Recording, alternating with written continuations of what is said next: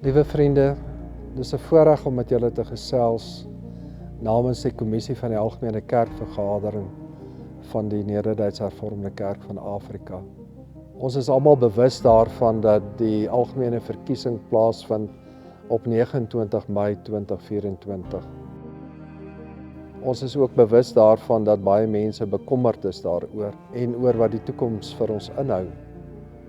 Die Algemene Kommissie deel daardie bekommernis. Ons is bewus daarvan dat daar selfs lidmate is wat met vrees lewe. Vrees vir misdaad, vir politieke onstabiliteit en ook onder groot druk verkeer in terme van armoede en werkloosheid. En daarom wil die kommissie ook met hierdie boodskap u bemoedig, u verseker van ons voorbidding vir die pad wat vorentoe lê. Die kommissie het ook gevra dat ons sekere sake beklemtoon in hierdie boodskap. Die eerste is dat ons baie diep bekommerd is oor die stygings in die moordsyfer en ander geweldsmisdade, soos seksuele misdrywe, huisrowe en nog vele ander geweldsmisdade. Ons weet dat volgens die polisiestatistieke sowat 75 mense per dag in Suid-Afrika vermoor word. In 2023 is daar 45 boere op plase vermoor, ook lidmate van die Hervormde Kerk. Elkeen wat so getraumatiseerd is deur misdaad en deur hierdie moeilike tyd swaar kry, wil ons verseker van ons voorbidding en wil ons vra dat elke lidmaat van die kerk voorbidding doen sal vir die wat so beproef word. Die kommissie is ook bekommerd oor die Bella-wetgewing wat daartoe kan lei dat moedertaalonderwys insluitend die gebruik van Afrikaans in openbare skole onder druk kom. Die Bella-wetsontwerp het ten doel dat skole se taal- en toelatingsbeleid deur landswette gerig word en nie deur skole se beheerliggame nie. Die kommissie versoek lidmate wat kinders op skool het om steeds betrokke te bly by skole en alles te doen wat nodig is om die voortgang van ons skole te verseker. Die kommissie is bekommerd oor die verval van maatskaplike dienste en die subsidies aan welsynsorganisasies. Die provinsiale regering in Gauteng het die welsynsbegroting vir 2024-2025 boekjaar met R223 miljoen verminder. Dit plaas kinderhuise, ouetehuise en maatskaplike dienste onder geweldige druk, ook die dienste wat deur die Hervormde Kerk gelewer word.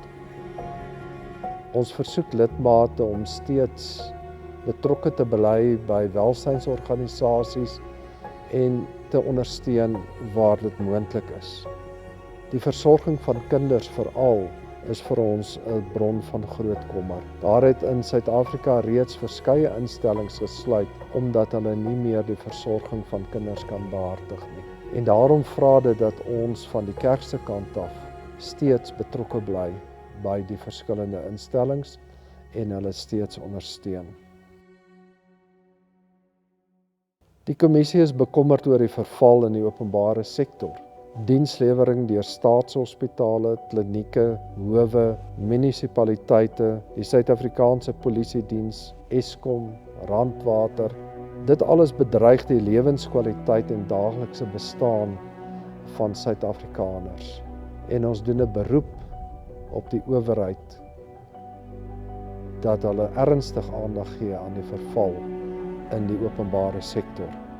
Die kommissie is bekommerd oor wydlopende armoede en werkloosheid wat die sosiale kohesie in Suid-Afrika ondermyn.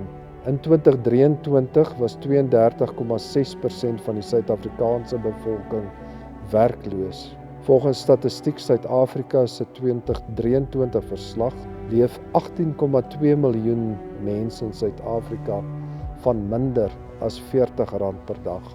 Dit beteken dat 30% van die kinders in Suid-Afrika aan kroniese wanvoeding ly met gevolglike fisiese en intellektuele uitdagings. Ons bid elke dag vir ons daaglikse brood.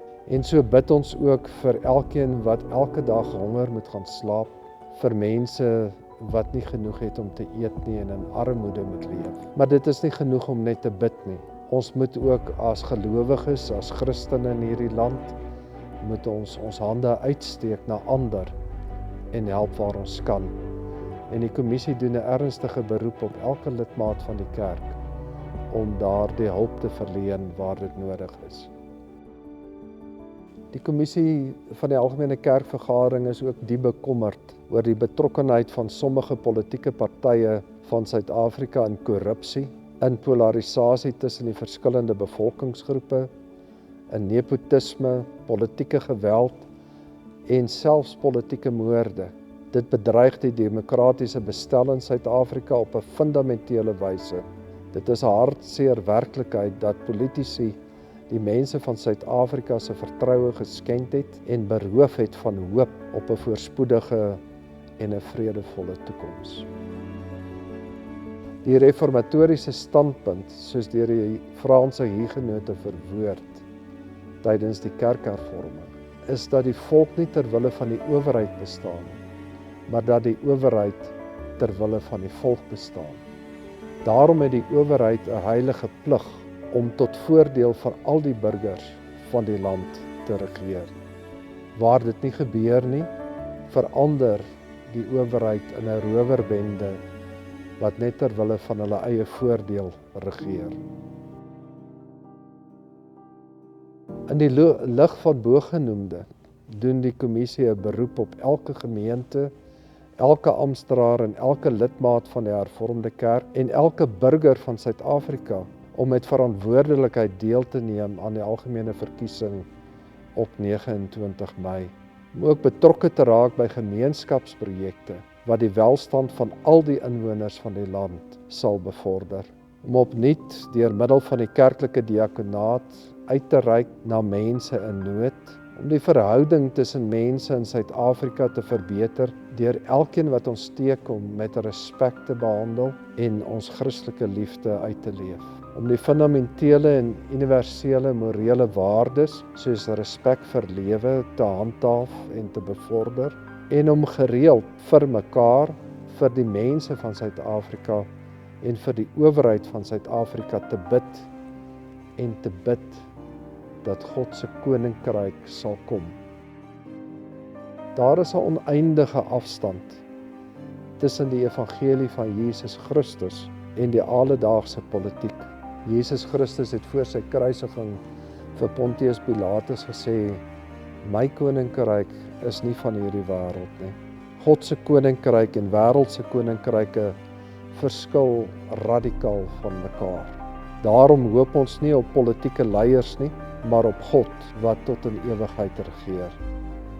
Ons het hoop vir die toekoms, want ons bou ons hoop op God drie-enig.